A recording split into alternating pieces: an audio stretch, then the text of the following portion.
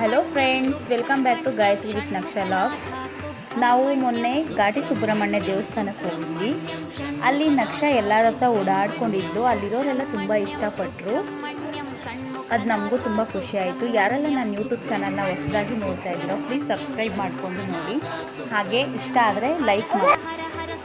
ಒಳಗಡೆ ಹೋದ್ಮೇಲೆ ದೇವ್ರ ದರ್ಶನ ಎಲ್ಲ ಆಯಿತು. ಅಲ್ಲೇ ಒಂದು ವಿಶೇಷವಾದಂಥ ಹಳೆ ಕಾಲದ ಇತ್ತು, ಅದು ಕೂಡ ನನಗೆ ತುಂಬ ಇಷ್ಟ ಆಯಿತು. ಅದಕ್ಕೆ ನಾನು ಶೂಟ್ ಮಾಡಿದೆ.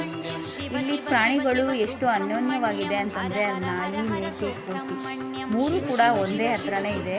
ಏನು ಮೇವು ಹಾಕಿದ್ರು ಅಂತ ಹೇಳಿ ಆ ಮೂರು ಕೂಡ ಒಂದೇ ಹತ್ರ ತಿಂತಾ ಇದ್ವು.